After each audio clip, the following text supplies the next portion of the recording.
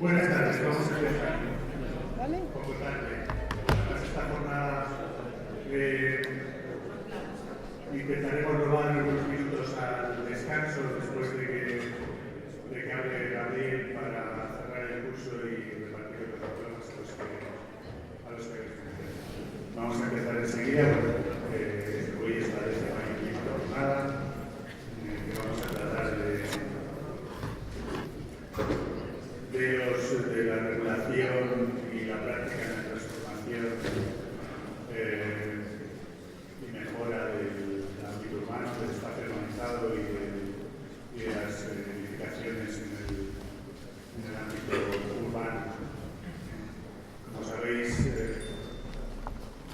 esta jornada también la hemos estructurado en dos, una primera parte técnico-jurídica en la que se intenten abordar los retos en la regulación de los instrumentos de gestión del espacio urbanizado, de renovación, en este caso vinculados a las tradicionales unidades de actuación, pero tenemos que tener nuevos mecanismos, tenemos ahora con la nueva ley de desarrollo de la ley autonómica, tenemos que dar respuesta a la ley estatal y tenemos que arreglar mecanismos eficaces de actuación, casi todos ellos lastrados por una carga jurídica importante en la que hay que combinar los derechos de los ciudadanos con los deberes de conservación, en fin, una tarea compleja. En la segunda abordaremos más el análisis urbanístico arquitectónico en relación con la habitabilidad del espacio público urbanizado más que con la edificación. Os dejo con Gabriel Soria Martínez, que es abogado y urbanista que tiene experiencia en operaciones de transformación en el ámbito urbano. También tiene conciencia y yo creo que perspectiva sobre la necesidad de la generación de nuevos instrumentos de intervención en la ciudad consolidada y nos presentará sus tesis. Os dejo con él. Muy bien. ¿Hasta qué hora tengo? Que no me acuerdo. Una hora, más o menos. Buenas tardes. Normalmente hay que acercarse bastante. Vale, porque... bien. Bueno, pues si no lo cojo, espera. Voy a hacer el Rafael, ¿no? Pues, ¿se me oye bien? ¿No? Es para arriba. ¿Ahora se me oye bien? Ahora se me oye mejor, ¿no? Vale. Bueno, buenas tardes. En una hora esto es meteórico, ¿vale? Pero, bueno, voy a dar unas pinceladas. Hay un guión que lo he dejado ahí. La verdad es que había pensado, empecé a hacer una presentación en PowerPoint. Soy contrario a ellas, ¿vale? Pero no llegué a tiempo, con lo cual vamos a actuar como siempre hago, hablando yo. De vez en cuando puede que en la pantalla aparezca alguna norma o algo que vaya a leer y que entonces, para que me podáis seguir, la podamos compartir todos. Pero en una hora voy a intentar daros una serie de pinceladas de lo que es hoy día el reto que afrontamos los urbanistas desde todas nuestras disciplinas. Aquí sobre todo sois arquitectos, aunque creo que hay algún ingeniero y de otras ramas, entiendo que habrá algún sociólogo, biólogo, lo que sea, ¿no? ¿Cuál es el reto del siglo XXI? Evidentemente, el desarrollo urbano tiene dos aspectos. Uno, la expansión, superando las murallas de las ciudades. Ahora hay otras murallas, ¿no? Ahora hay infraestructuras, otro tipo de límites que hemos generado en el siglo XX y XXI, pero también tenemos que crecer. Pero el verdadero reto es transformar lo que ya tenemos, el entorno urbano, que requiere adaptarlo a nuestras nuevas necesidades sociales. Por ejemplo, las telecomunicaciones o la nueva vida ciudadana, adaptarlo a una preocupación mayor por la sostenibilidad ambiental, el ruido, las contaminaciones, etcétera, ¿no? Y trabajar sobre las bolsas degradadas que se producen en todas las ciudades del mundo con motivo del envejecimiento de barrios o de edificios y la creación de guetos. Hay mucha película americana que trata este problema, pero no es estrictamente un problema de Estados Unidos, ¿no? En Europa y en España y en Cantabria sucede lo mismo. De repente hay una zona que se ha quedado como vieja o que ha embolsado el desarrollo de la ciudad y era una zona de origen industrial, donde además suele ocurrir que en esas zonas industriales hay también un cierto tipo de uso residencial atípico, ¿no? Bien, Eso es a lo que tenemos que enfrentarnos hoy. ¿Y cómo lo tenemos que hacer? Con los instrumentos urbanos que tenemos en este momento, con los instrumentos legales. Yo voy a hablar, Ramón luego tratará una perspectiva técnica de estos problemas. Yo voy a hablar de lo que soy, de cómo el derecho tiene que servir a esto.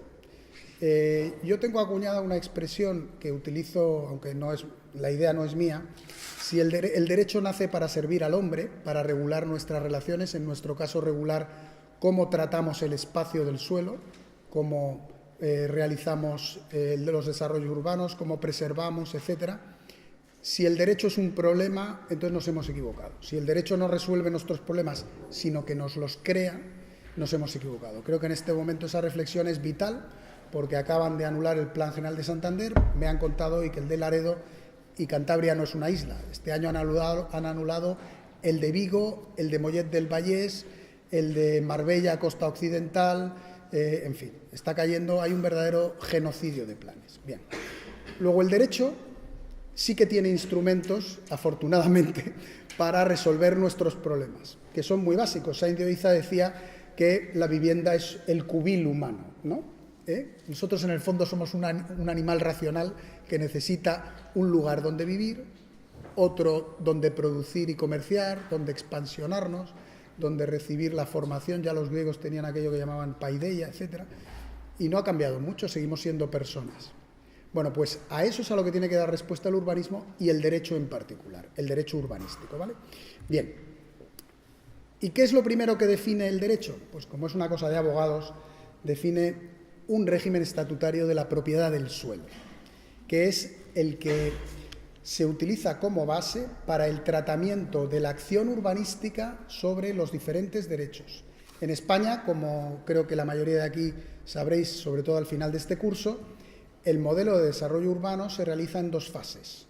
Una de ordenación, que es el planeamiento, y otra de gestión o ejecución, ¿vale? La gestión tiene una doble deriva, la ejecución material y el tratamiento de los derechos. ¿Para qué? Para transformar lo que es, este es un concepto que utilizo de la filosofía, el plan es el nomenon o noumeno, según las traducciones que hay del griego, es decir, lo que debe ser. La Administración aprueba una norma, que es el plan, con participación ciudadana en la que todos participamos. Ahora está en alegaciones un borrador de ley, etcétera. Bueno, pues luego vienen los planes, tenemos que participar los sectores, cualquier ciudadano puede decir lo que opine adecuado sobre cómo se va a hacer la ciudad, etcétera. Y eso se aprueba. Y una vez que se aprueba y es válido, antes de que lo anulen los tribunales, es lo que debe ser. Es decir, lo que dice hay que hacerlo. Y en la gestión nos tenemos que ocupar de hacerlo. Claro, meter las máquinas y desarrollar las dotaciones materialmente es un proceso que la tecnología ha ido resolviendo. O sea, aquí hay ingenieros y los arquitectos lo sabéis muy bien. Bueno, pues tenemos los medios, cuesta más, cuesta menos.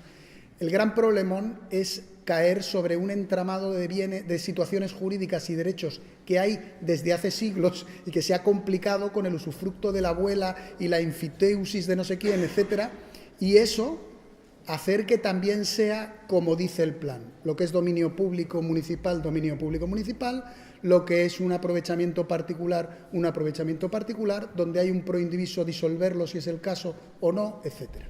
Bien, entonces, en esta última parte es donde el régimen estatutario del suelo es vital, porque los afectados por la función social de la propiedad y, en definitiva, los afectados por la acción urbanística tienen que asumir una serie de deberes legales y también tienen que afrontar o aprovecharse de sus derechos, ¿no? ¿De acuerdo? Tienen una serie de facultades.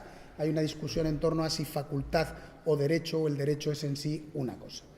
Y en eso partimos de un marco estatal, en el modelo constitucional que hay en España, en el cual la ley, desde hace 9 años, la ley de 28 de mayo de 2007, hoy texto refundido de la Ley de Suelo y Rehabilitación Urbana de 30 de octubre de 2015, dice renunciar a decidir unas categorías de suelo. Eso dice que lo deja a la legislación autonómica. Y yo vengo 9 años negando que eso sea así, ¿vale? No soy el único, pero Porto, por ejemplo, también lo dijo desde el principio, Porto Rey, si le conocéis, muchos hemos dicho, pero ¿qué está diciendo la ley? No es verdad. Porque, ¿qué es clasificar el suelo? Clasificar el suelo es atribuirle unas categorías. Y las categorías se definen en función del régimen estatutario, es decir, de derechos y deberes de ese suelo o esa categoría de suelo que estoy diciendo. Luego, cuando la ley estatal lo que dice es suelo urbanizado y está definiendo un régimen de deberes y derechos para el suelo urbanizado que inmediatamente en la ley de 25 de junio de 2001 del suelo de Cantabria todos identificamos con el urbano consolidado y no consolidado, lo que está haciendo es establecer una categoría, una clase. Que luego la clasificación urbanística concreta, la de la legislación autonómica, en este caso la ley del suelo de Cantabria, pues no tiene mayor relevancia. Hay un corsé estatal que, como garantía de los derechos básicos de todos los ciudadanos en España, tiene que, ahorma la legislación autonómica y, por lo tanto, en todas las leyes autonómicas, que me las conozco todas, unas más, otras menos, y he llegado a la conclusión de que nos hemos equivocado, porque es que dicen lo mismo con distintas palabras. Lo siento, sé que no es muy políticamente muy correcto, pero a lo mejor teníamos que diseñar las leyes pensando en la persona, el ciudadano, y no en otras cosas, y dejarlo autonómico para lo que tiene que ser. Y creo que honradamente que el urbanismo se ha ido de madre, porque no tiene sentido. O sea, hay reglamentos, hay no sé qué, y uno va y dice, va, pero si aquí es igual que en el otro lado, pero aquí ahora se le llama actuación integrada y antes se le llamaba sistemática, y puede que se le vuelva a llamar sistemática después, pero es lo mismo, ¿no? Bueno, hecha esta crítica, al final tenemos un suelo urbanizado en la ley estatal, que es el urbano consolidado o no consolidado en Cantabria. Y que, no sé si alguien ha hablado ya de esto, sobre las clases de suelo, en el curso. ¿No? Vale. Bueno, pues entonces ahí en pantalla tengo, ¿cuál es el suelo urbano urbanizado según la ley estatal? El que ha sido urbanizado en ejecución del correspondiente instrumento de ordenación. Vale, pues en el artículo 92, cuando empieza a definir las clases del suelo, me parece que es el 92, en la ley del suelo de Cantabria empieza a definirlo, vamos a detallar, que ese es el urbano de todo orden. Luego dice, tener instaladas y operativas conforme a lo establecido, las infraestructuras, los servicios necesarios, conexión en red, satisfacer demanda, no sé qué, no sé cuántos. Te da unas categorías la ley, a la que me remito, está en el guión, porque si no, en una hora no puedo hablar de todo lo que tengo que hablar, ¿vale? Hay un aspecto interesante que dice la ley ahora del suelo, dice, el hecho de que el suelo sea colindante con carreteras de circunvalación o con vías de comunicación interurbanas no comportará por sí mismo su consideración como suelo urbanizado. En el reglamento de planeamiento se establecía que cuando eras colindante con acceso rodado y tenías los servicios, en un fondo de 100 metros tu suelo era urbano, o podía serlo, ¿vale? No es exacto a la norma de aquí del 116, que lo que dice es que tu suelo rural podrá tener unas condiciones de ordenación si estás en un radio de 200 metros. Es otra cosa, tampoco te cambian de categoría automáticamente, ¿vale? Está mejor organizado. Entonces, bueno, la ley ha querido que situaciones que de hecho se iban realizando no sucedan, porque claro, en los años 50, al hilo de este tipo de fuerza normativa de lo fáctico que dice el Tribunal Supremo, ¿no?, en la que la realidad física de tengo mis servicios perimetrales, no sé cómo, pero tengo abastecimiento de agua y energía eléctrica y evacuo aguas de una manera u otra, pues yo convertía en suelo urbano cualquier cosa, ¿no? Y eso es lo que desde hace ya 20 años, 24, empiezan las leyes a proscribir. Bien, bueno, entonces, como vemos, la ley estatal establece cuál es el suelo urbanizado e incluye uno, que es el del apartado C, que pueden ver podéis ver en pantalla, que dice estar ocupado por la edificación en el porcentaje de los espacios aptos para ella que termina la legislación de ordenación territorial o urbanística según la ordenación propuesta por el instrumento de planificación correspondiente. Normalmente era de 2/3.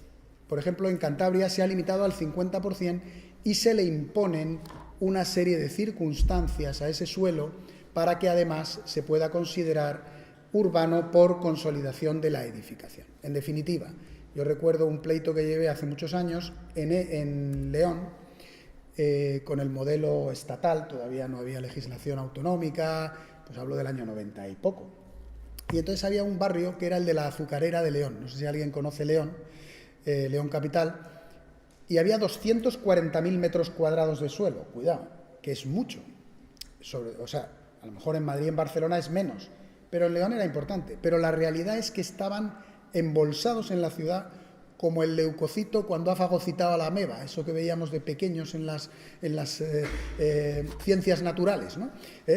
Realmente era un punto negro en medio de la ciudad, de unas antiguas fábricas. Estaba Autobuses Fernández, el que se acuerde, que era una concesión de autobuses que hubo en los 40 y luego creo que se lo quedó Alsa y tal.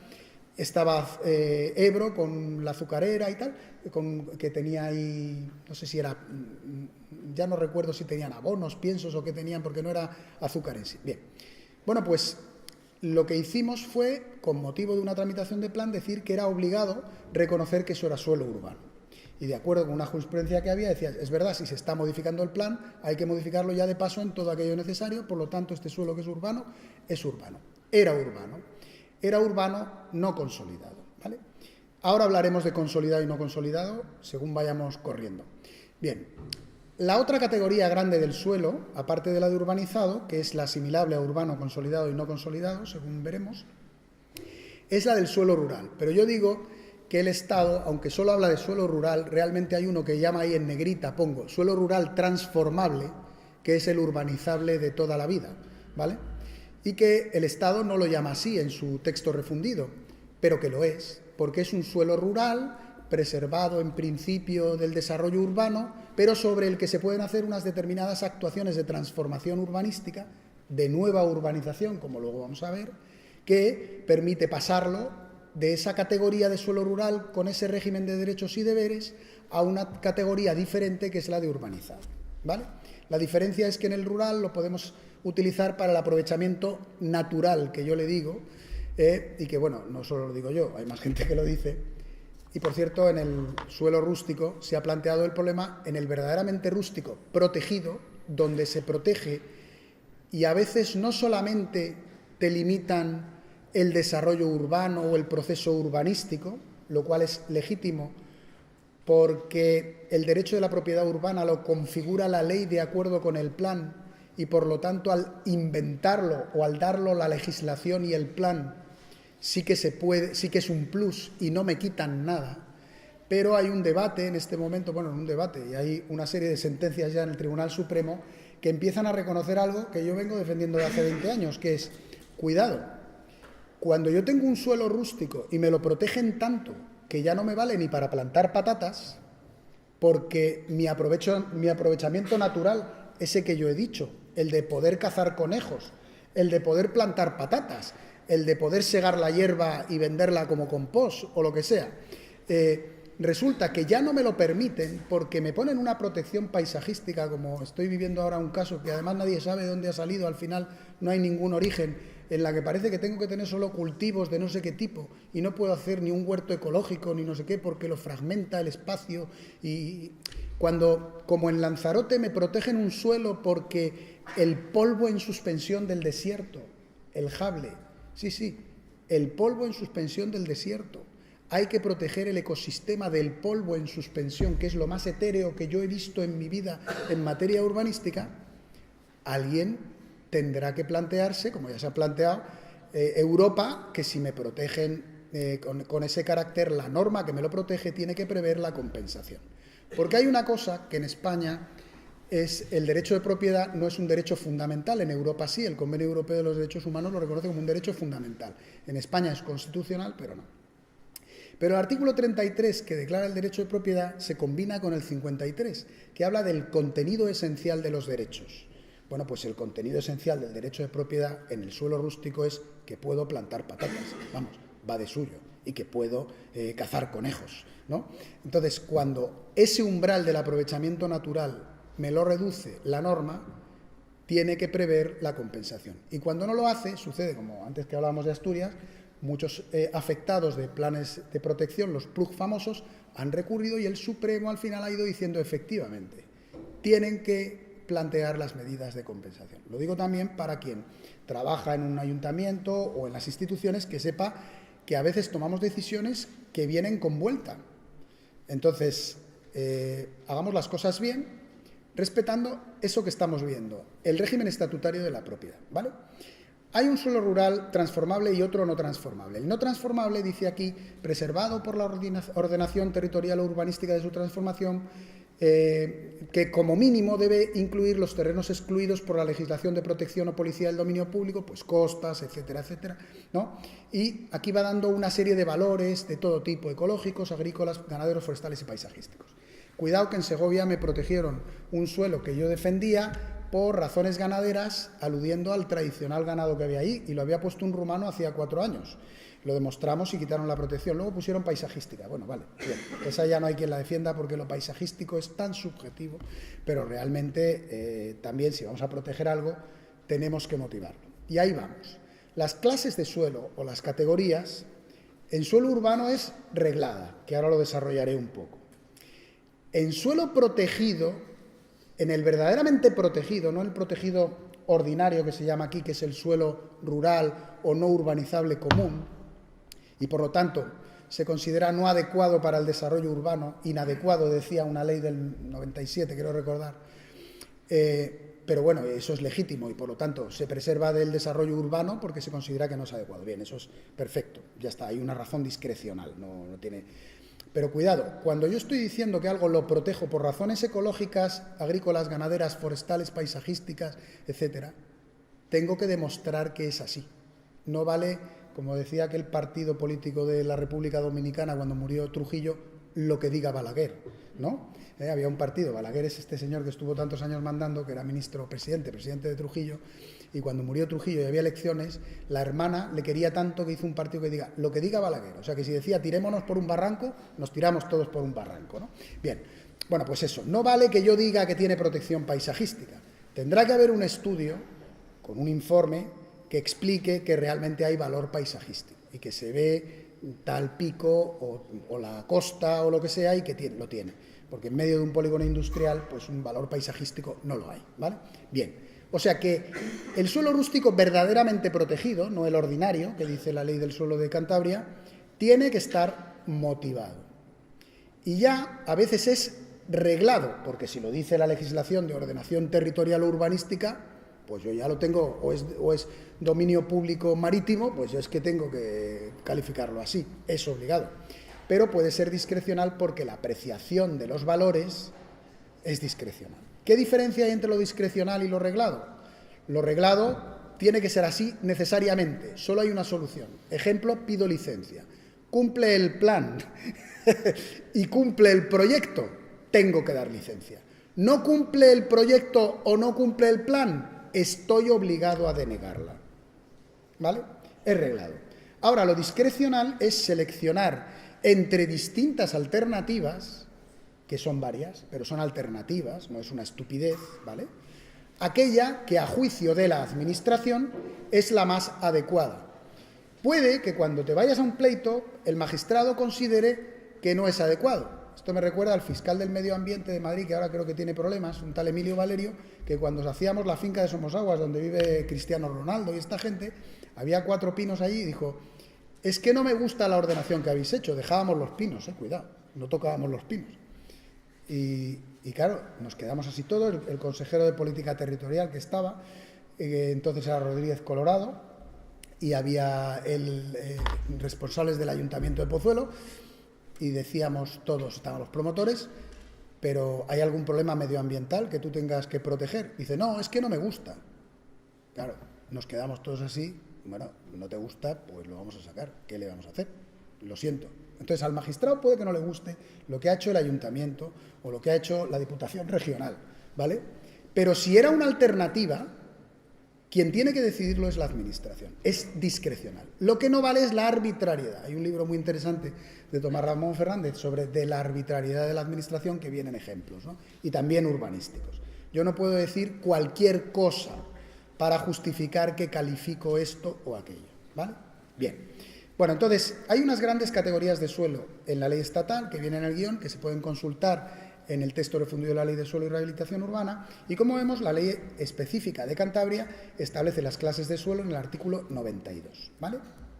Y, de acuerdo con el artículo 95, tendrán la condición de suelo urbano los terrenos ya transformados que el plan general incluya, luego en principio son los que el plan general dice, en esta clase de suelo por contar como mínimo con estos servicios que dice acceso rodado, abastecimiento de agua, evacuación de agua, suministro de energía eléctrica, etc. ¿Qué ocurre si el plan no lo dice? Azucarera de León, o tengo 1000 casos que he ganado en los que, impugnando un plan porque no reconoce como suelo urbano lo que es urbano, es nulo porque la clasificación de urbano siempre es reglada. Pero además de que tenga esos servicios urbanos típicos, ¿no? Como yo digo siempre, esa película que hay de Paco Martínez Soria que tenía un melonar y luego hace una urbanización, ¿no? Cuando he pasado del melonar a la urbanización, además tengo que estar, como dice aquí, integrado en una malla urbana de características adecuadas para servir a las construcciones y edificaciones que permita el planeamiento, que era lo que pasaba con la azucarera. Le faltaban servicios dentro porque era un no consolidado, pero tenía toda la malla alrededor, estaba inserta totalmente en la malla urbana, ¿vale?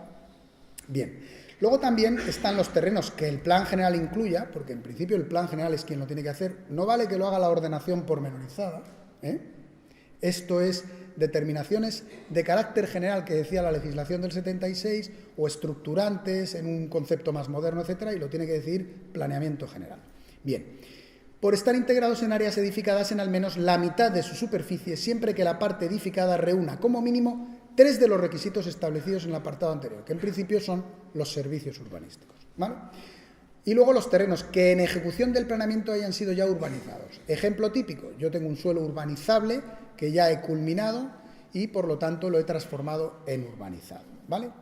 ¿Cómo puedo pasar del suelo urbanizable al urbano?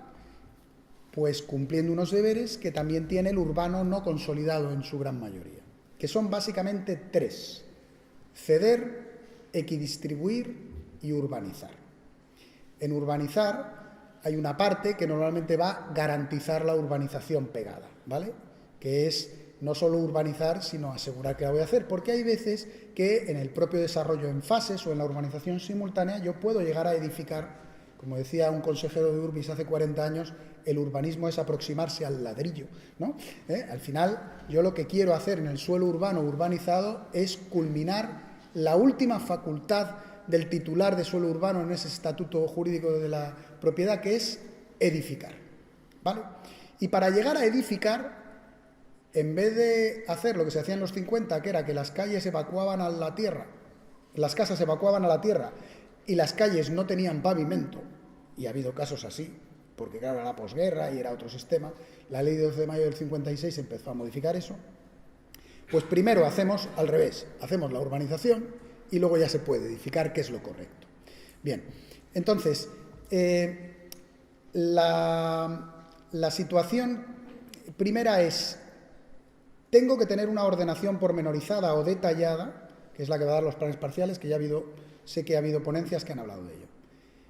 Y después tengo que proceder a eso que llamábamos la gestión urbanística, el lograr que el fenómeno, lo que se aparece, la realidad, sea la que coincida con el nómenon, con lo que debe ser, ¿no? Y entonces, lo primero que es ceder suelo. ¿Para qué? Para las dotaciones, equipamientos, etc. Ceder para que pose el aprovechamiento de la administración, que en principio es el 15 o el 20%. Cuidado, lo hablábamos antes. Tradicionalmente, la gente ha dicho, hay una serie de cosas que yo detesto del lenguaje tradicional urbanístico. Una es monetarizar, por favor, es monetizar, que me da repelús, se dice monetizar. Bien, lo pone hasta en las leyes, ¿eh? La otra es esta, ceder el 10%. No cedemos el 10%, ni el 15% ni el 20%. Es de la administración. Es la participación de la comunidad en las plusvalías urbanísticas del artículo 47 de la Constitución. Por cierto, yo defiendo la plusvalía urbanística. Y la ley también, porque si no hay plusvalía y no es presumiblemente rentable, hay que empezar a rebajar costes. Luego, entonces, va en el sistema que tiene que haber plusvalías, ¿vale? Porque es que si no, nos hemos vuelto locos. Bien, ahora, eso sí, la administración es la titular que recibe esas plusvalías para la comunidad, no para la administración, ¿eh? La administración no es nadie. La administración es un ente que sirve a la comunidad y por eso recibe ese 15%. Es suyo. Bien, ¿qué se le cede? El suelo donde se posa ese derecho. Y si no, cuando no se puede hacer in natura, que dicen los tribunales, se lleva a cabo con un pago en metálico. Luego veremos que en el suelo urbano consolidado las actuaciones que afrontan el reto del que vamos a hablar en la próxima media hora, muchas se resuelven con dinero. Yo no digo que esté mal, pero hago ahí una plática respecto a cuidado, porque yo estoy viviendo situaciones ya que pagamos dinero, pero estamos degradando el entorno. A ver si le vamos a llamar actuaciones de dotación a lo que es aumentar la densidad y la presión en perjuicio del entorno urbano, porque estamos pagando dinero. Y ahora que todo el mundo necesita dinero, pues viene muy bien, ¿no? Bien, entonces, como vemos, en principio, la propia ley del suelo establece cuáles son los suelos urbanos y distingue, no hablo ahora de los suelos urbanizables porque yo hoy me iba a centrar en la transformación del suelo urbano, ¿vale? Y vamos a hablar del suelo urbano consolidado y no consolidado. Todos sabemos que es suelo consolidado el suelo finalista, el que es solar o puede llegar a solar con unas obras accesorias, con una pequeña cesión de viales, ¿no? Con la alineación irrasante, que cedo, etcétera, con unas pequeñas intervenciones mínimas que van con la licencia. Te dan licencia de edificación, a veces licencia de urbanización simultánea a la edificación, pero es una licencia. Y hay un proyecto hasta de urbanización de hacer un trocito del pavimento de la calle, o las aceras, o no sé qué. Pero es un proyecto de obras. Es un proyecto de obras ordinarias. No es un proyecto de urbanización a modo de instrumento no normativo o a modo de instrumento de gestión urbanística, que establece las obras propias que llevan a cabo, que hay que llevar a cabo para desarrollar un plan parcial, un plan especial o un estudio de detalle, ¿vale? O el propio plan general si da la ordenación pormenorizada. Bien, entonces teníamos que ceder, tenemos que equidistribuir, que es repartir, como decía la ley del 56, con solidaridad de beneficios y cargas, lo bueno y lo malo del plan, y tenemos que urbanizar. Y el que urbaniza sea concesionario, cuando no es la actuación pública que lleva la garantía por sí misma, aunque podría contar casos en los que la Administración no ha terminado las obras de urbanización, ni aunque le metas 2 tiros de la Guardia Civil detrás al concejal para que lo hagan, porque no hay dinero y no se puede y tal, pero bueno, en principio la Administración, cuando actúa públicamente, termina sus obras, ¿no? Y sobre todo hay la garantía. Y entonces esos 3 deberes, que luego incluyen conexión con las redes generales, ceder sistemas generales normalmente urbanizados, etcétera, etcétera, son los que hay que hacer para transformar el suelo y llegar al urbano. Y entonces en el no consolidado hay que cumplir todos esos deberes.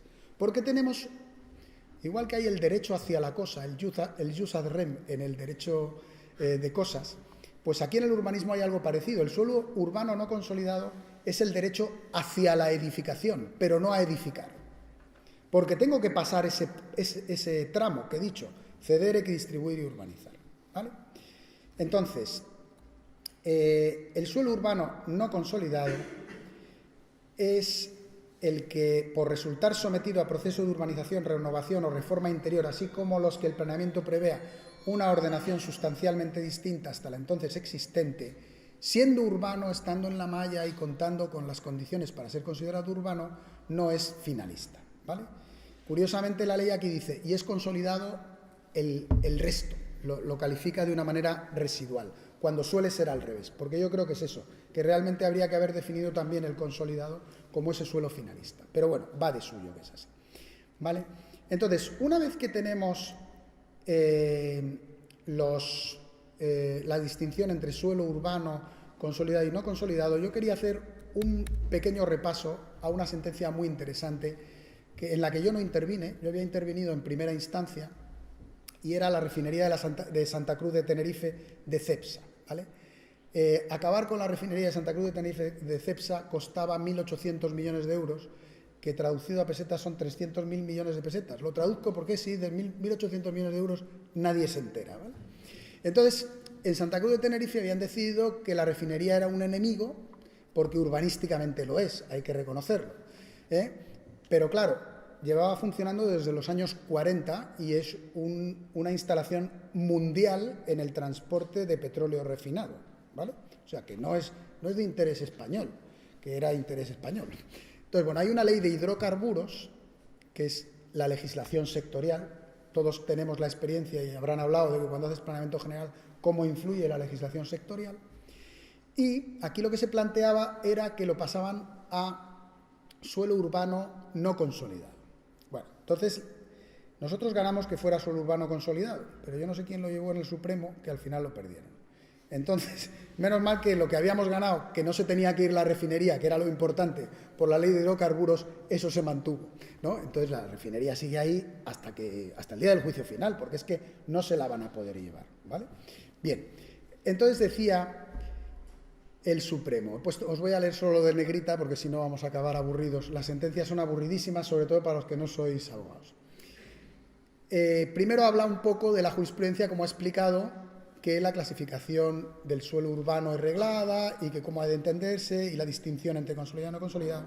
Y dice, esa jurisprudencia también ha subrayado la necesidad de que la distinción entre ambas clases de suelo que hemos efectuado se ejerza siempre en los límites de la realidad. Parece una novela de ciencia ficción. En los límites de la realidad. A la hora de establecer la diferencia entre suelo urbano consolidado y no consolidado.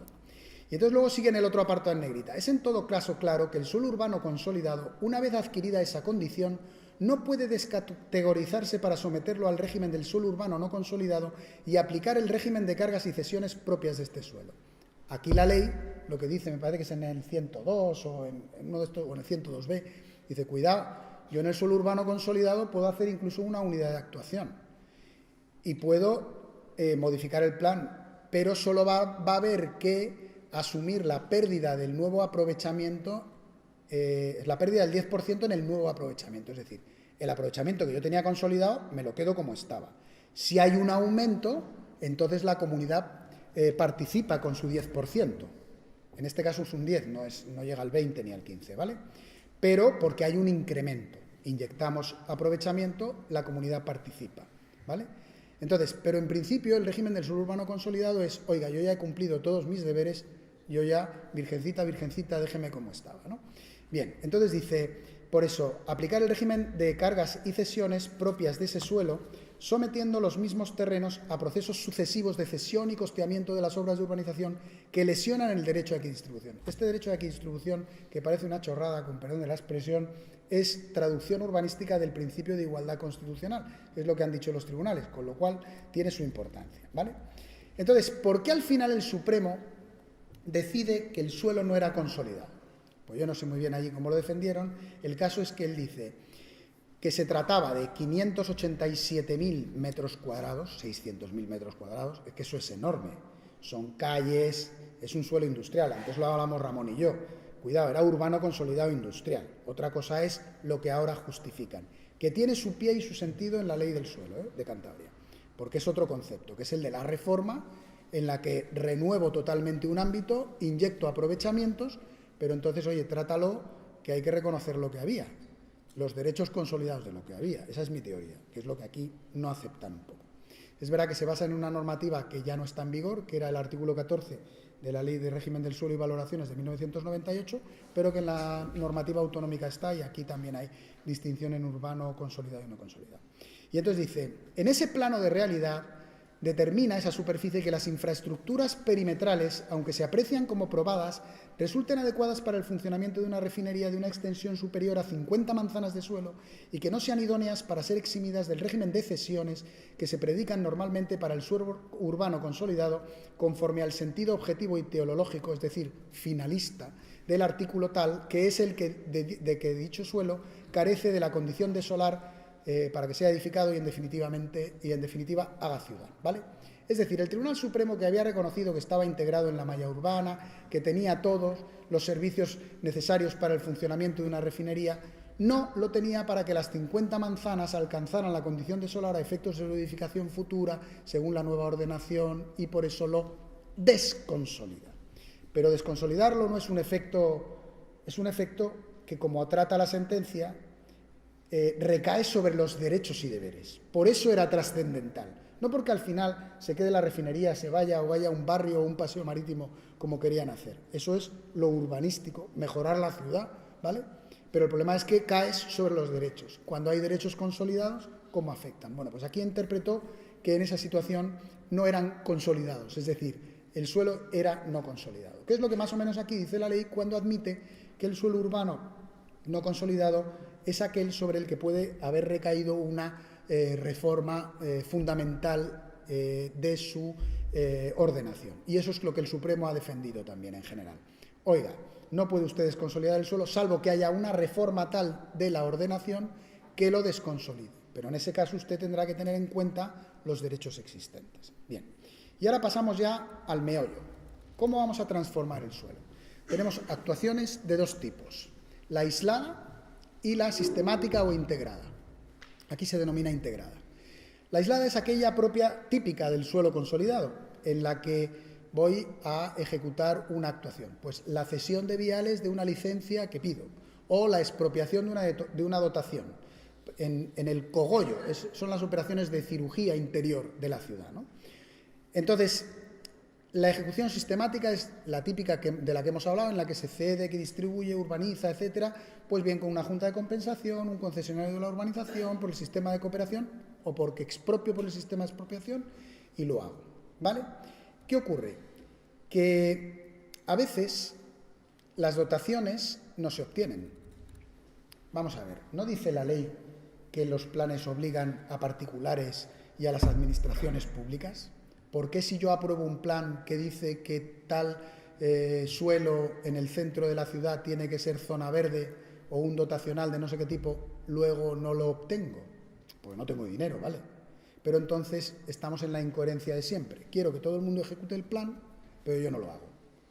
¿Y qué ocurre? Que la ley, desde 1976, le otorga el derecho al ciudadano en la ocupación directa, también a través del artículo 35E del texto refundido de la ley del suelo y de la norma paralela que hay aquí, que ahora no me acuerdo cuál es la de la ocupación directa, la 100 no sé cuántos, en virtud de la cual, como sabéis, la ocupación directa es que le coges la parcela, le abres un folio registral que le reconoce un aprovechamiento y luego tiene derecho a participar en un ámbito.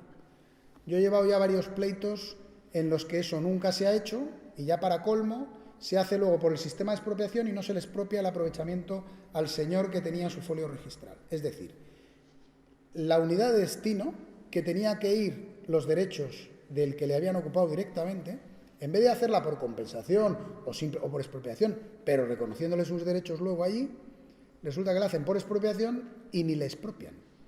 Y entonces tienes que ir a un pleito, a que te reconozcan la indemnización y le llamen de todo al ayuntamiento por haberlo hecho y lo ganas, cuidado.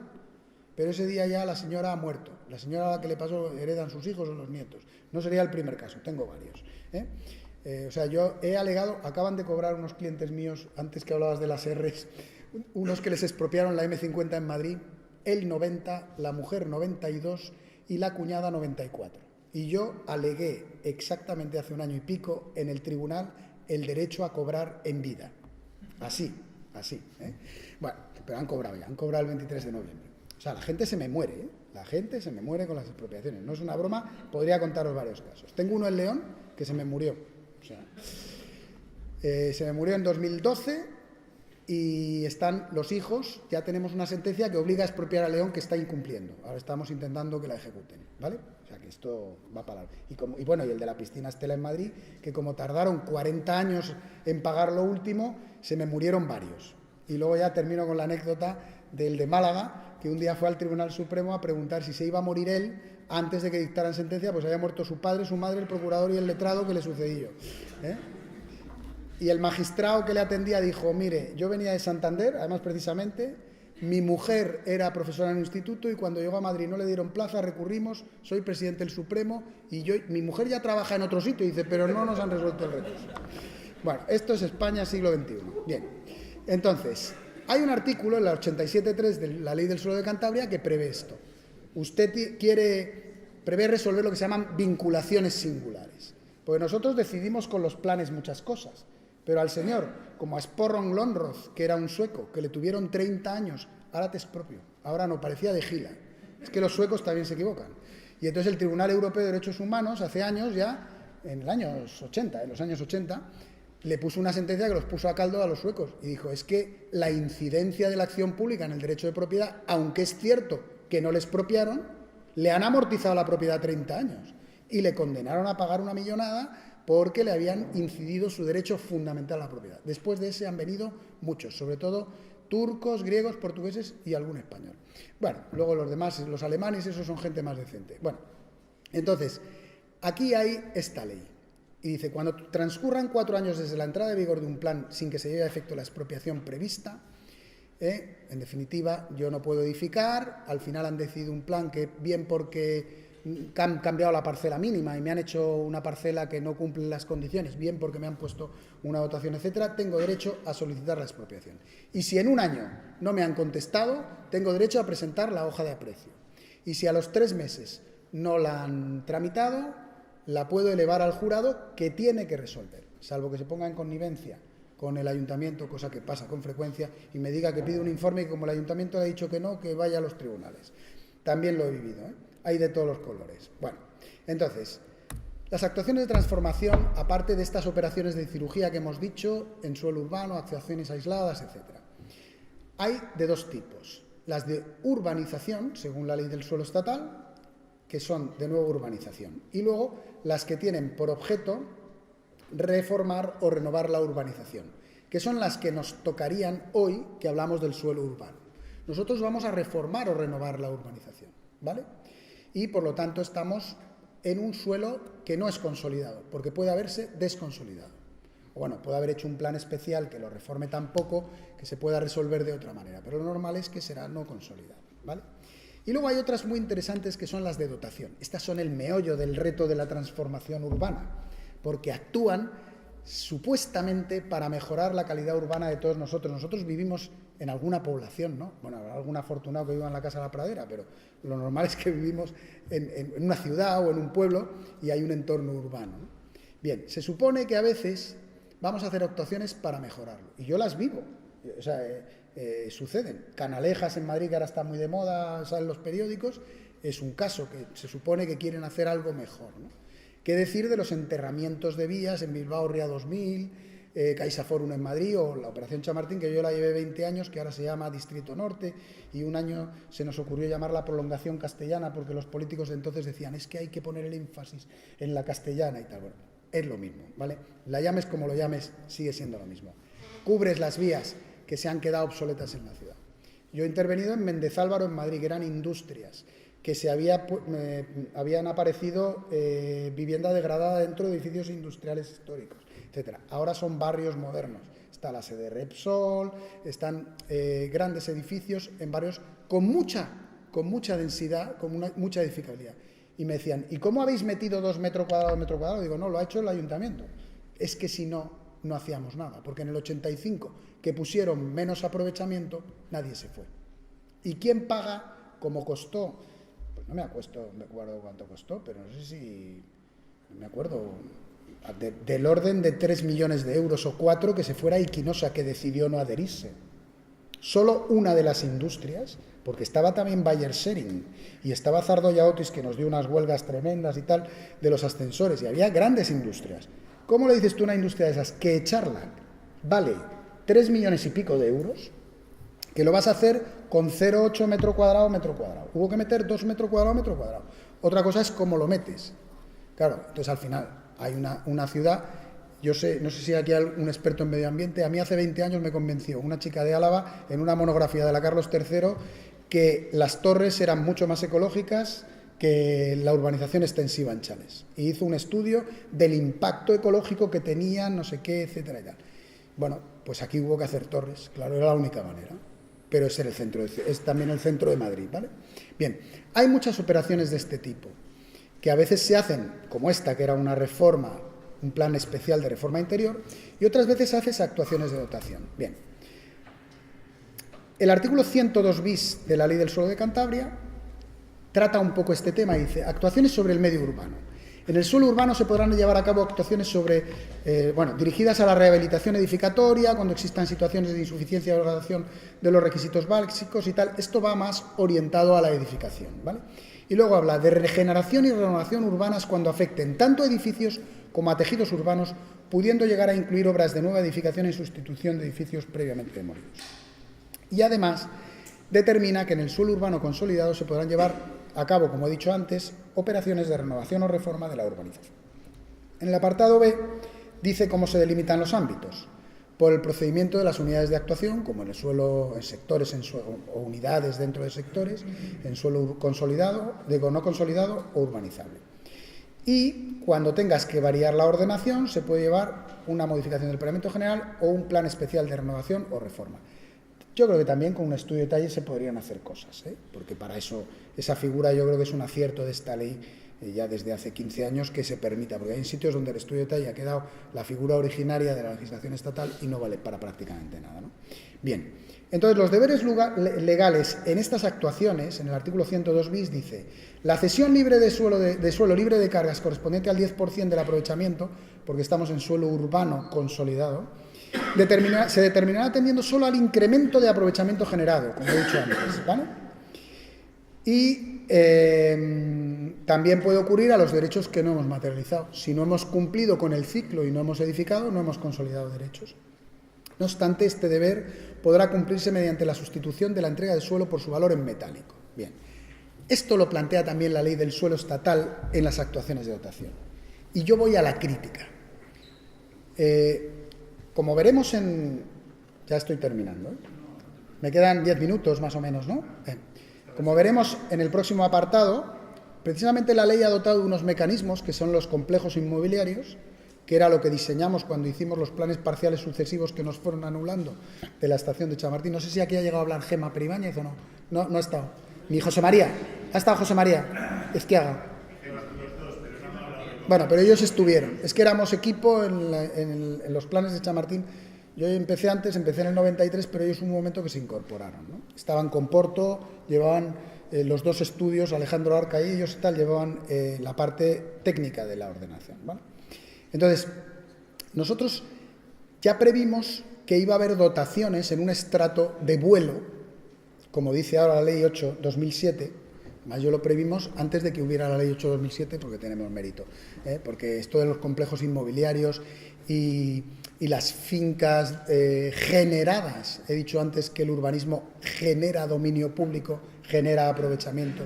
Luego no grabas un dominio público preexistente, sino que tú generas nuevos dominios públicos y privados y, por lo tanto, puedes definirlos de una manera que no tengan en sí servidumbres, etcétera. Bueno, total, que ya diseñamos que habría dotaciones públicas a un cierto nivel de vuelo. Lo hacíamos en el plan, ¿vale? Ese plan, como luego la promotora decidió cambiarlo para ganar más dinero, lo abandonaron y ese lo habíamos negociado con los funcionarios y era un plan pensado para la ciudad. Y luego pues se lo han cargado. O sea, los tribunales acabaron con el que hicieron finalmente y luego pues ahora es cuando está todo paralizado, ¿no? Lo que quiero decir es, esa figura de los complejos inmobiliarios, que entro un poco en el apartado siguiente, pero es así, al permitir que haya parcelas, como luego explicaré, en distintos niveles, permite que yo genere espacios para la expansión, espacios para equipamiento, en un suelo densificado, y que a su vez sea presumiblemente rentable, como decía antes la legislación, la operación. Otra cosa es que le pongamos palos en las ruedas, porque hablábamos antes de los problemas de cómo se regula el derecho de realojamiento y retorno. Yo no sé aquí quién ha tenido mucha experiencia en gestión. Yo llevo 25 años, he estado a todos los lados, atacando, defendiendo, redactando, y hay cosas imposibles. Pensar que vamos a poder retornar y realojar a los comerciantes en suelo urbano consolidado. Yo, sobre todo con un régimen muy estricto, veo que solo hay una manera, y es que se vendan 4 casas carísimas. Y entonces, que queriendo resolver un problema que en cierto modo es económico y puntual, generemos un problema social de nuevamente una oferta limitada de viviendas muy caras, que ya lo hemos vivido hace 40 años, ¿eh? Es que ahora hemos pasado la burbuja, ha bajado los precios, ha habido exceso de oferta y ya nos volvemos a creer que todo es igual. No, siempre va a haber exceso de oferta. Igual que antes pensábamos, nunca va a haber exceso de oferta, ¿no? Bueno, pues nada, si alguien quiere volver a la inflación, que lo haga, porque puede que no hagamos nada. Y he puesto el ejemplo de Méndez Álvaro. Tomás Ramón, en su libro sobre el urbanismo, siempre decía, el plan general es la foto fija, y había esa teoría del plan no tiene que tener en cuenta cómo se desarrollan y los derechos o los que recaen. Vale, eso En mi opinión es un error. Soy pragmático y tengo muy claro que cuando ha funcionado el plan es cuando he sabido que había entre todos que sacar un modelo de ordenación con unas calidades y unos objetivos deseables buenos para la ciudad, pero hemos tenido en cuenta eso que he dicho antes de la plusvalía urbanística, porque es que si no, no se hace nada. No se hace nada ni por el ayuntamiento, que no tiene dinero para hacerlo. Entonces, lo que quiero decir es, ¿qué ocurre cuando yo sustituyo por el valor en metálico las obligaciones de cesión? Que al final eso va al patrimonio municipal de suelo, que invertimos en toda la ciudad. No hay una norma que diga para invertir en el propio barrio. Y yo tengo casos. El más reciente, Santo Domingo, una urbanización de la Corona de Madrid, ¿no? De lujo. De repente, un equipamiento que había de una residencia para mayores de 55 conviene que se convierta en residencial. Se transforma en residencial. Como aumenta la densidad residencial de la urbanización, porque las urbanizaciones hechas en los 60 con la Ley de Zonas de Interés Turístico Nacional no estaban previstas para las universidades que han metido dentro, eran para otra cosa. Entonces les metemos muchas cosas. Y aquí de repente meten de un residencial geriátrico, que no era geriátrico, bueno, yo tengo 53 años, era para mayores de 55, unos chavales, ¿no? Pero bueno, que no tenía éxito porque eso no funciona, pasan al residencial. Y entonces dicen, pero como no hay suelo, no va a ceder ni aprovechamiento, que bueno, todavía el aprovechamiento en metálico lo veo más lógico. Y como no hay suelo, no pueden ceder los incrementos de zonas verdes y de otros espacios. Bueno, esa urbanización tiene un problema tremendo porque no tiene centro cívico-cultural. No tiene ningún espacio de equipamiento para que haya barrio. Dices, bueno, pero ¿cómo la necesitan los ricos? Bueno, los ricos también lo necesitan porque están a 14 kilómetros del término municipal, del casco urbano. Y en un núcleo donde antes era una residencial, una urbanización para turismo, y ahora vive gente todos los días, donde hay un colegio, uno de los mejores colegios de Madrid está allí, un instituto público, pues resulta que la gente necesita un espacio cultural. Y tenían un equipamiento ocupado por un club social deportivo que alguien ganó mucho dinero, pero que no funciona, porque claro, el club es privado y ocupa un espacio público. Y cuando aumentan la densidad de la población con pisos, con vivienda colectiva, se paga en metálico y el dinero ya no va. Con lo cual el barrio, en este caso concreto, se queda sin la dotación. Como este, hay muchos más casos. Luego, esto de las actuaciones de dotación hay que pensarlo mejor. Y hay que vincular el dinero que sustituye la cesión por un pago en metálico a obras en el entorno que mejoren o a servicios en el entorno que mejoren la calidad urbana y que palíen el incremento de densidad que generamos. Porque si no, el producto es lo que digo. O sea, aumento la presión en el entorno, con lo cual lo degrado. Y hay un dinero por ahí que va y que se gasta donde sea. Como pasó, había una operación del Real Madrid que se anuló, que justificaba el incremento de dotación a 4 kilómetros de la ciudad, al otro lado de la ciudad, en Opañel, o no sé dónde, el que conozca Madrid, ¿no? Y estaba al lado del Bernabéu el incremento. Claro, eso lo anularon. A eso es a lo que me refiero, ¿vale? Bien. La equidistribución que tenga lugar entre los titulares de derechos incluidos en el ámbito determinará la adjudicación a cada uno de las parcelas resultantes o derechos sobre el vuelo, subsuelo o suelo. Bien.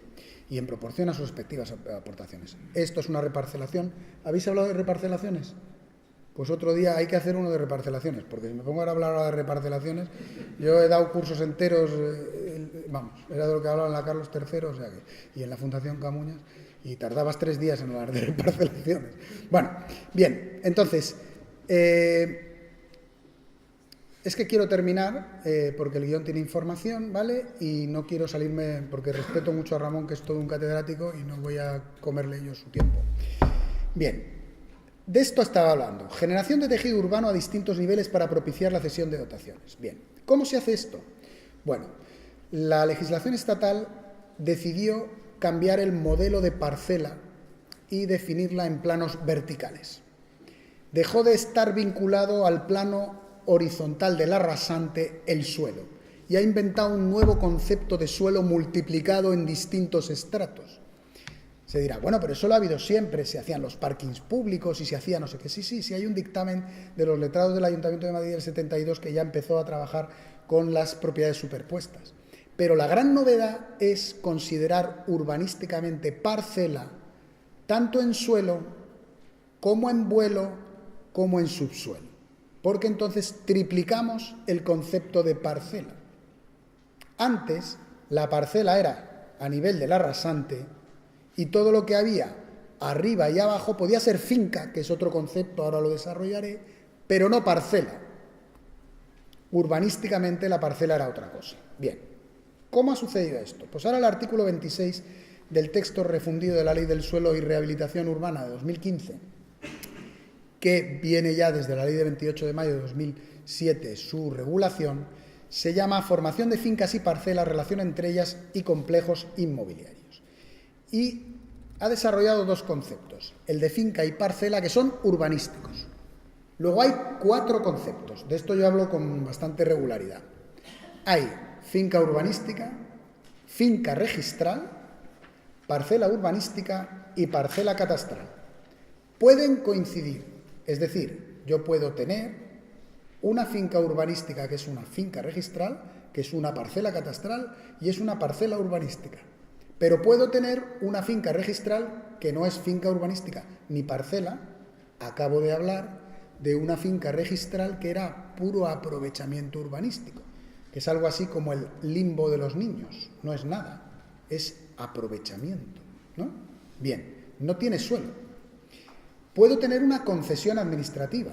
Las concesiones administrativas, que no son suelo, se inscriben como una finca registral independiente, porque estamos hablando de ley hipotecaria. Hago un inciso. El gran problema del urbanismo es que no solo hay leyes urbanísticas, ni sectoriales, ni administrativas. Es que derechos solo hay uno. Y por lo tanto aplico la ley hipotecaria, el Código Civil y la ley foral de Navarra si estoy en Navarra. Cuidado.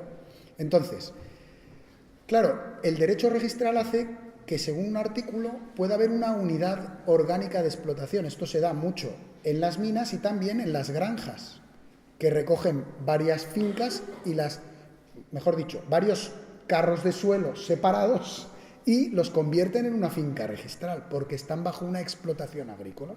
Y el artículo 8 de la ley hipotecaria lo permite. Luego, entonces, finca registral no tiene nada que ver con finca a los efectos urbanísticos. ¿Y qué es la finca a los efectos urbanísticos? Pues lo primero, una unidad de suelo o de edificación.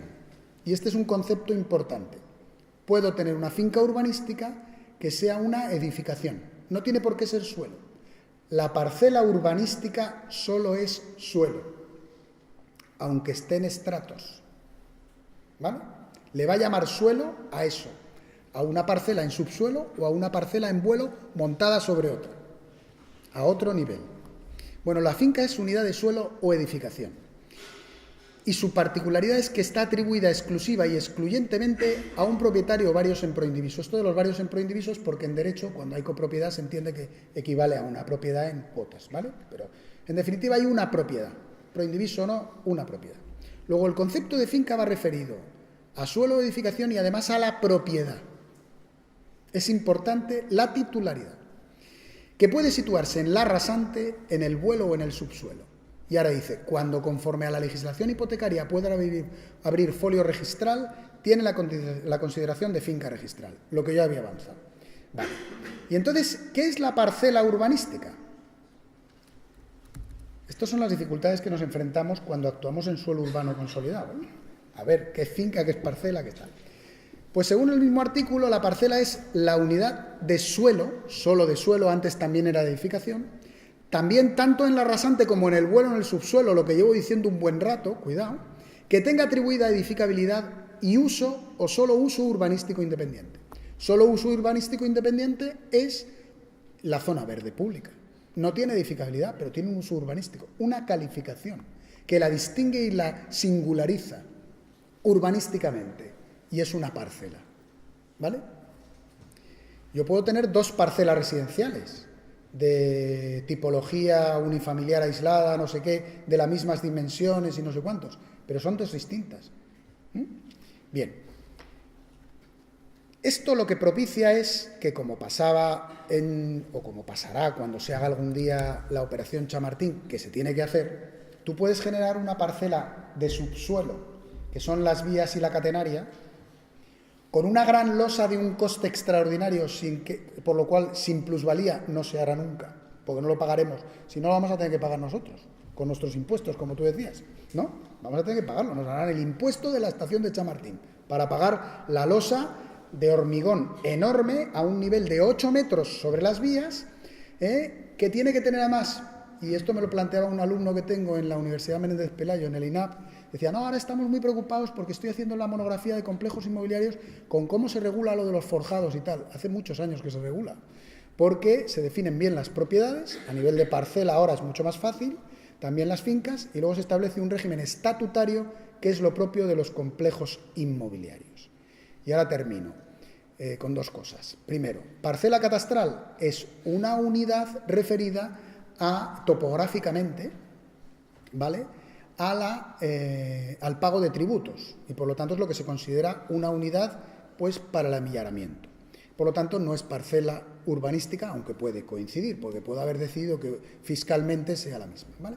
Y entonces el complejo inmobiliario, esto de lo que hemos hablado, que os dejo unas notas en el guión y voy brevemente a enunciarlo, es vital, porque la ley lo ha regulado, y aunque en principio se desarrolla, se somete a la ley de propiedad horizontal, al artículo 24, tanto bien porque se somete directamente a la ley de propiedad horizontal o porque teniendo un régimen estatutario y una definición concreta, por ejemplo, en las reparcelaciones, yo suelo poner condiciones urbanísticas vinculantes que establecen, por ejemplo, que el proyecto de la manzana tiene que ser conjunto o que se somete a un estudio de detalle, porque ya lo decía el plan, y entonces estamos intentando mantener una unidad estética o de cualquier otro tipo que nos exige que las fincas estén vinculadas a otras. El típico es el pacto de adosamiento, no sé qué, y eso genera ya un régimen urbanístico que se inscribe en la finca registral cuando haces la gestión en la reparcelación y ya vas generando, prefigurando cómo luego va a ser todo.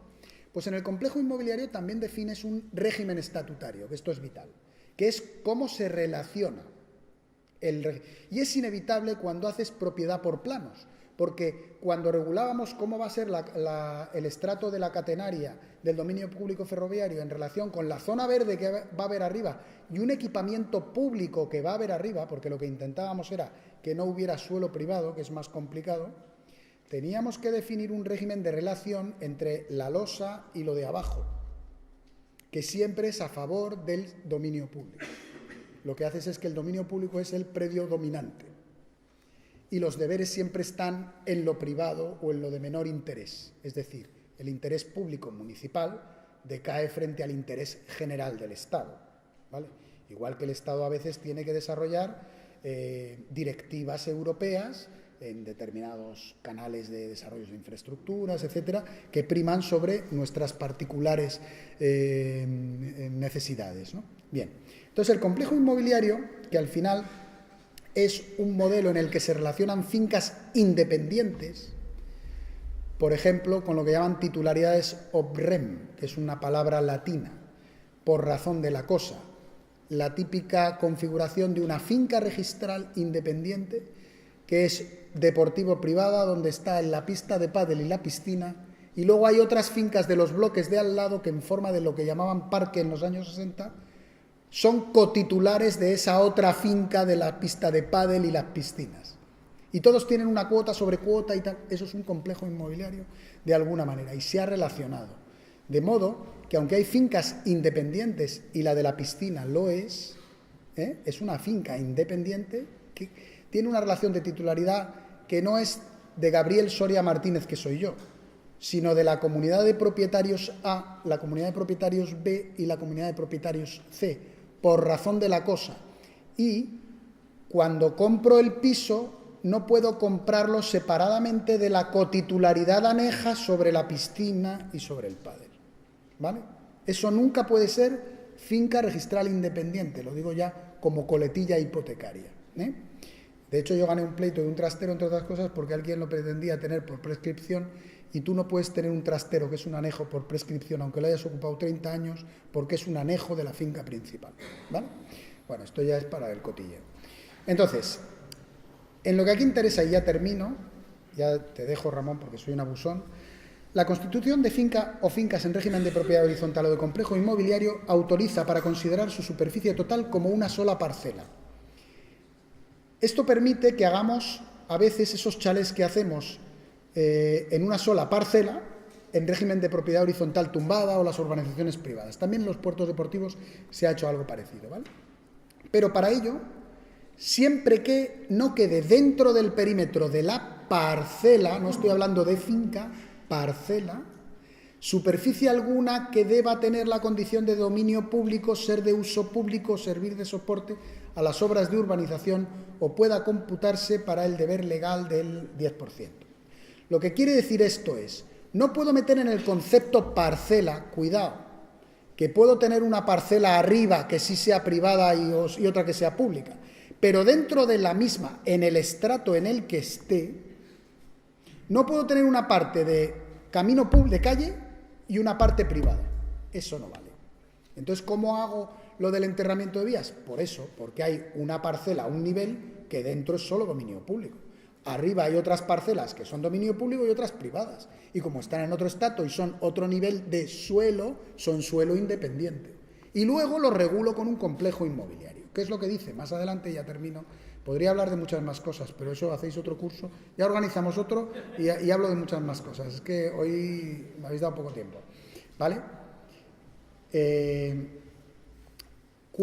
quinto, cuando los instrumentos de ordenación urbanística destinen superficies superpuestas en la rasante, suelo y subsuelo y el vuelo, que una sea a la edificación o uso privado y otra sea al dominio público, se constituirá un complejo inmobiliario de carácter urbanístico en el que las fincas que estamos, las superficies, perdón, que es el concepto que utilizo, las superficies superpuestas, tendrán el carácter de fincas especiales de atribución privativa previa a la desafectación y con las limitaciones y servidumbres que procedan. Bien, esto, que ya termino, en un sector que estoy desarrollando, que había una subestación eléctrica y desapareció por unos convenios, solo queda un centro de reparto, y hay una parte que es parcela dotacional de infraestructuras eléctricas, para dársela a Iberdrola en este caso, yo lo iba a desarrollar como un complejo inmobiliario porque el ayuntamiento quería mantener la titularidad sobre el suelo, porque decía que era de dominio público en un parámetro del plan general, es en Madrid, ¿vale? Entonces, establecimos un modelo de complejo inmobiliario en el que habría una parcela dotacional de infraestructuras eléctricas que se le atribuía a Iberdrola y, sin embargo, del estrato de ahí para abajo era municipal de zona verde. Y mientras Iberdrola tuviera esos derechos, que los tiene inscritos como un aprovechamiento por el convenio y tal, y los tiene que posar, no hiciera nada, podía destinarse a zona verde, y en el día que ellos pidieran licencia para su centro de reparto o lo que tuvieran que hacer de distribución eléctrica, lo podían desarrollar. Pero hubo un momento que empezaron a hablarme de desafectar. Yo ya lo tenía resuelto con el registrador y alguien fue a hablar y empezaron a hablar de desafectar.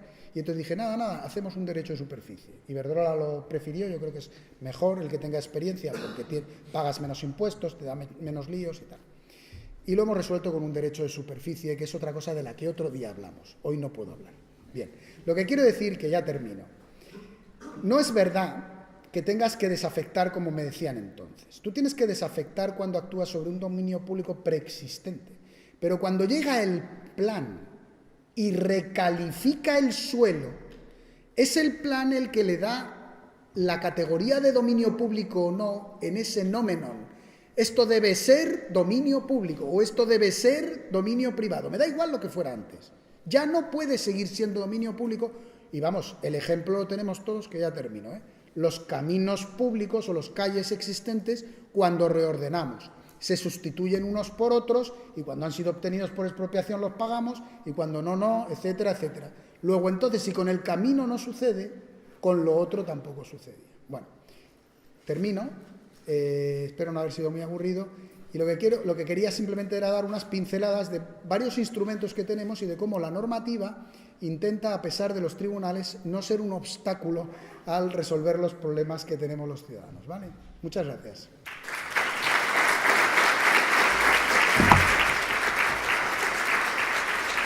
Siento que me he extendido, pero no podía hablar menos.